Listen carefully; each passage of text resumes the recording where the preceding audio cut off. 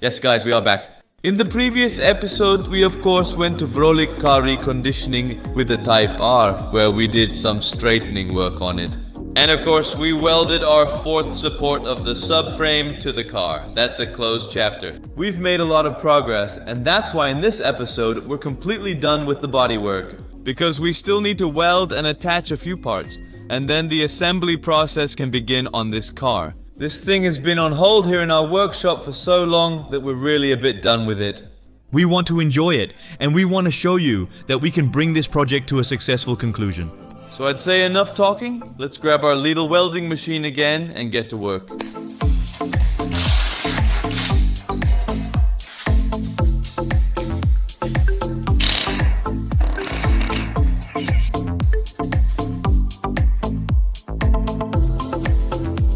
Now that we've created space to mount the new chassis beam, we have a lot of cleaning work to do.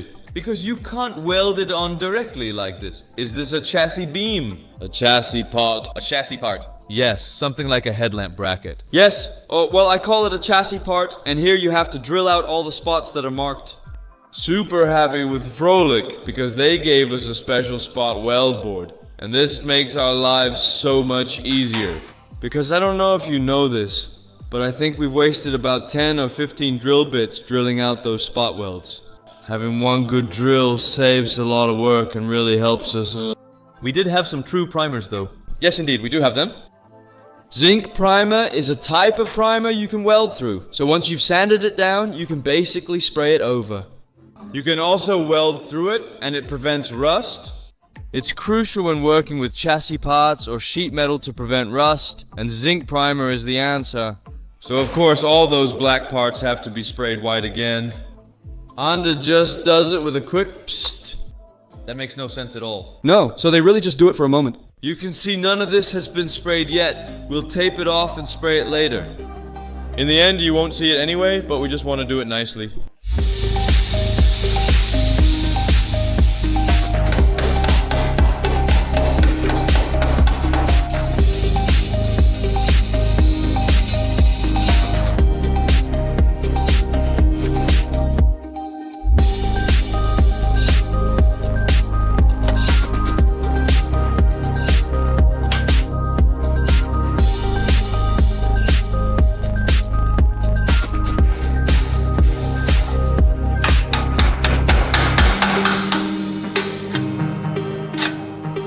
We've now dismantled all the damaged parts, and now we're going to fit our new part. This actually gets sandwiched in between here, right? Yes, indeed. Yeah, it doesn't fit.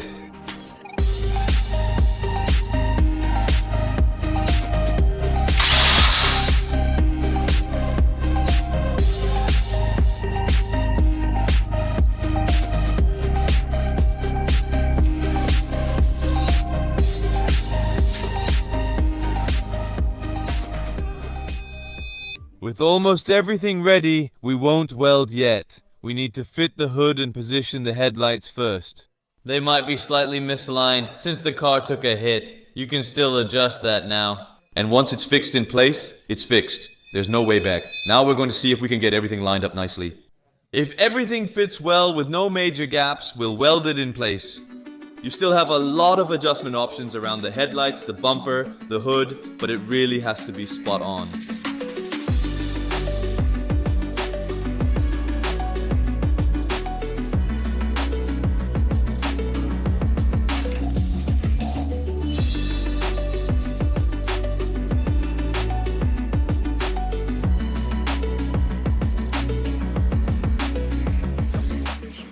As you can see, the hood and headlights are mounted and the fitment is good.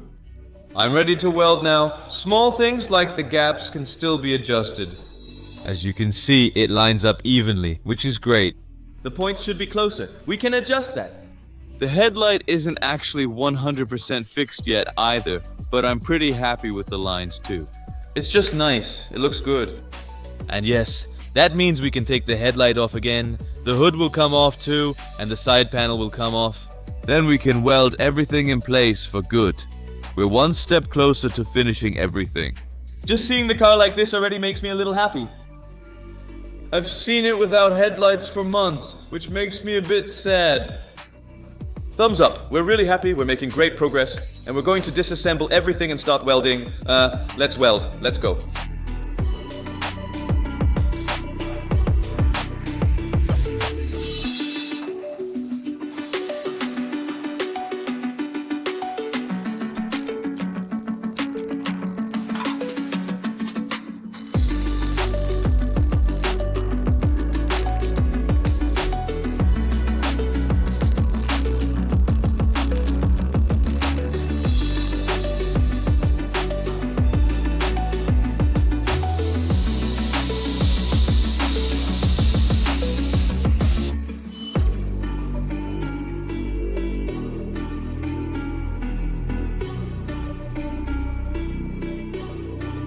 You can imagine this takes a lot of time, not just for adjustments, but also welding and finishing. We've now prepared everything so that it's time to give it a sort of original look. Because of course it can't be delivered to the Reichsdienst for Hedwegverkehr like this. So what did we come up with? We've brought together different color shades to get a bit of the original look. We used a bit of wheel spray gold as a base and then sprayed some high gloss white on top, and then you get this kind of strange color, a gold whitish shade. And we think, yeah, that matches pretty well with how they did it at the factory.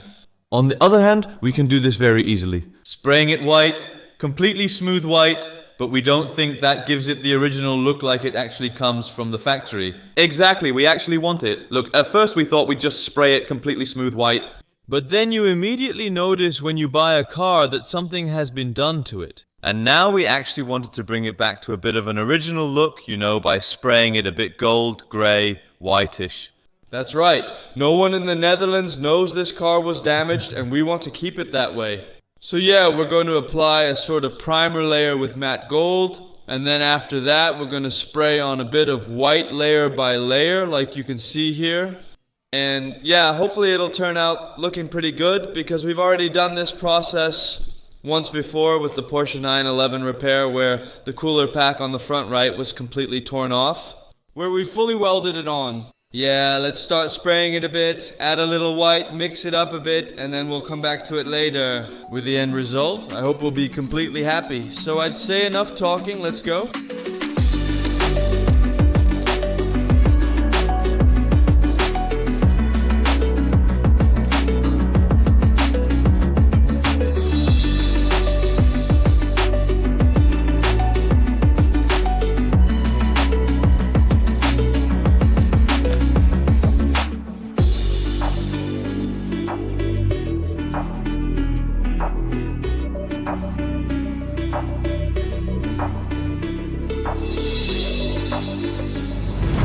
Time to make progress. Earlier in the episode we assembled the front, and it turned out great. That just looks almost original equipment manufacturer, with the colors, the way we painted it. But now it's time to get our cooling package sorted out. On the other hand, we were still waiting for an air conditioning pump. It's here now. And I have to say, we were completely wrong about where we were going to get those parts from. Actually, almost everything you see here are original Honda parts. Except for one thing, and that's the intercooler. The intercooler, however, is an upgrade, because this one is not only a lot thicker but also a lot bigger, which allows the engine to perform better, so that's super nice. The piping is much thicker, making it a clear performance upgrade. We'll start by sorting out our cooling package. Yeah, we did a lot of research at the dealership. We actually wanted to order complete cooling fins. Cooling fans weren't necessary because you can just buy a housing for that. Our motor, on the other hand, did work because we just put 12 volts on it here. So it's unnecessary to replace everything. Unnecessary costs, it was all expensive enough already. We were really weighing where we were going to buy what. But yeah, these kinds of parts just don't correspond with other Honda Civics. So we were forced to find a good used one, which isn't for sale. And then you automatically end up at the Honda dealer. Happy with the nice discount we got, so thank you Van Newkirk, Amsterdam.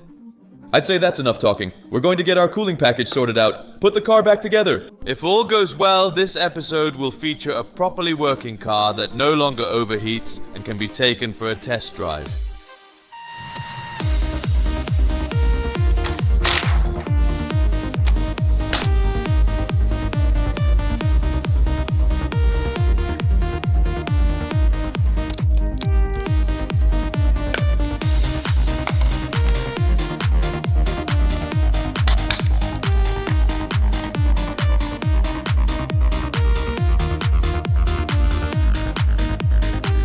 As shown in the footage, we fully assembled the cooling package. The nice part is you still have the old parts, so you know how everything fits together.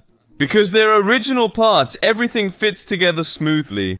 Yeah, that's definitely an advantage. Also, of course, for the future, the car is simply worth more, especially with original parts. We just said you can't find any aftermarket parts for this. Not imitation ones anyway. Yeah, just briefly tell us what this cooler package actually costs. The condenser was 500, that one was 400, so that's 900. Yeah, and these things are 600 each or something like that. Wow. But yeah, you don't have to buy that. So it's super expensive. Before we put this cooler pack back in place, we're going to replace the air conditioning pump first because it has a major crack. This is a great new one, and we still have access since it's right here. So we're going to install that first with a new serpentine belt, and then we can finally put our cooler pack back on.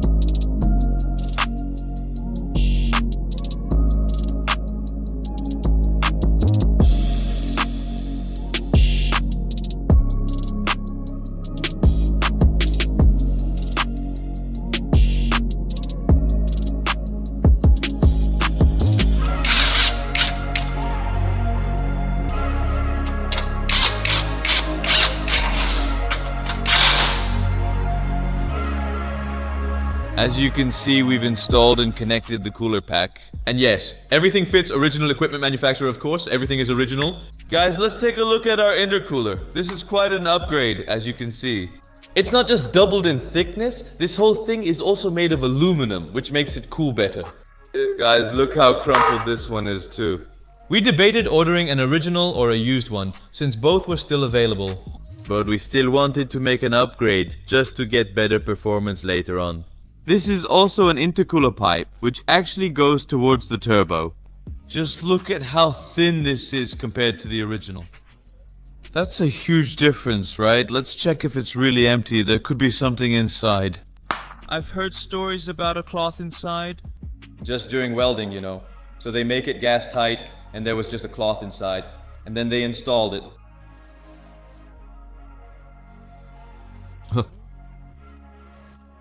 Still a bit flaky, Don. Some of it is coming off, right? A flake came off. Something's wrong.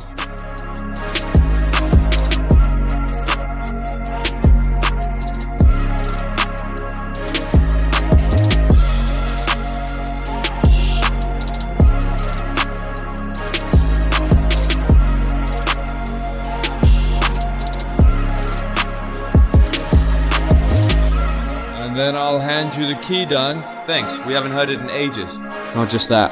So it's never been this complete before. The turbo and air conditioning systems are done, but gas still needs to be added. And the radiator is now filled, so it can't overheat anymore. Everything is just perfect. By the way, the cold start of this thing sounds nice.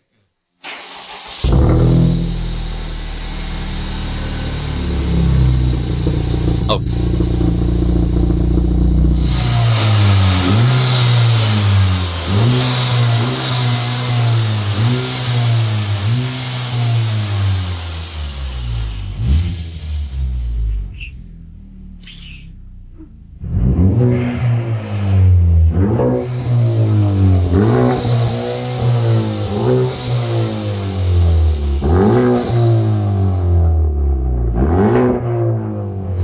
It's well bled as the cooling fins are on. The engine sounds great and the dump valve is really nice.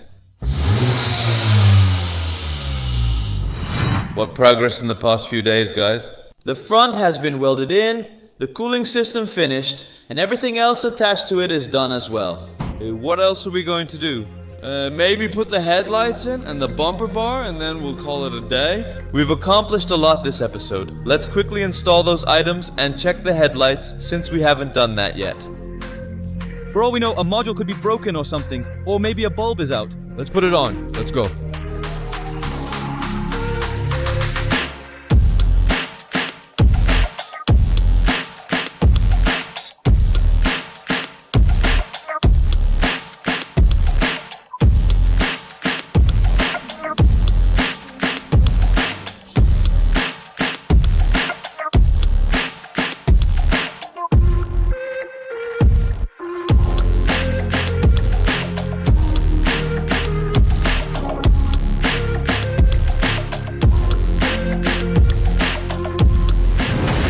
You're looking at it proudly. I'm looking at it and notice a few finishing touches are needed. The right front wheel has slightly more camber than the left. We think it's related to the steering knuckle, but that's for another episode.